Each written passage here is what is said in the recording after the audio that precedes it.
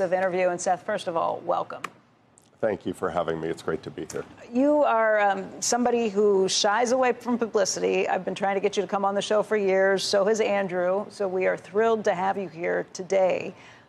Let's talk about the book that brought you here. Great. This book was first published back in 1934. Bad time for investing for a lot of people as you headed into what was the depths of the recession, of the Great Depression. A lot has changed since that time. And I guess the first question is why? What brought you to come in and revise this and bring this version up to date? What made you do this? Yeah. So first of all, it was McGraw-Hill called. That's incredibly flattering. I'd had a good experience working on the 6th edition where I was co-editor. And a lot had changed in the last 15 years. And I felt strongly that there were things that needed to be talked about.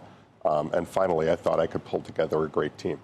Which you did. There's some pretty impressive contributions that came in. You've got Roger Lowenstein, Todd Combs, James Grant, a lot of people who did this. But what changed so drastically that you felt needed to be addressed over the last 15 years?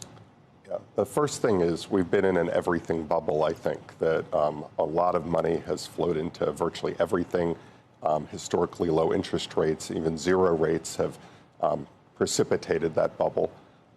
You've also had a lot of changes in the business world. Technology has accelerated, if anything, and you've seen disruption of all kinds of businesses, which creates challenges and opportunities for investors. So that's another thing. Some asset classes have become increasingly popular. Private credit has had a day in the sun. You've had speculation during that bubble in all kinds of things, from crypto to meme stocks to SPACs, in a way that I think, and the book has some important reminders for people about the dangers of speculation and the importance of remembering what kind of environment you're in. It's all of this together and how you look at the markets. One of the things I really admire about Graham and Dodd writing almost 90 years ago is they knew they were in an unusual environment, being enmeshed in the Great Depression. And yet they tried to write something for the ages. They said, we know this won't be the permanent condition, but we don't know what conditions we will experience. So I think every investor has that challenge, that you have to look at the moment you're in and say, which part of this is real, which part of this may be enduring, and which part of this may look completely different as soon as tomorrow, and how do I position myself, maintaining somewhat of a longer-term perspective, because I think trying to trade day to day is not a game anybody really is well equipped to win. That was pretty interesting that one of your big positions you've taken is in Coinbase. How'd you figure out what the forward earnings are for that? How do you, especially when you start thinking about things that are hard to value, how do you get into that? How do you look at that and say, okay, this is a place that I definitely see value?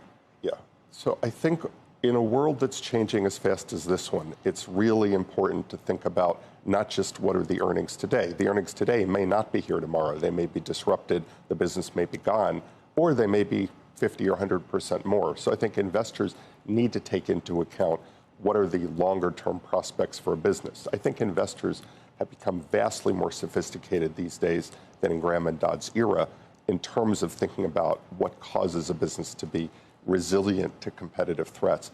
Also, Warren Buffett has showed all of us the value of growth, that he thinks hard about some of the highest quality businesses in the world, but only buys them when they're at attractive prices. So I think that's an important element of it as well. Run, boy, run. Beauty lies behind the hills.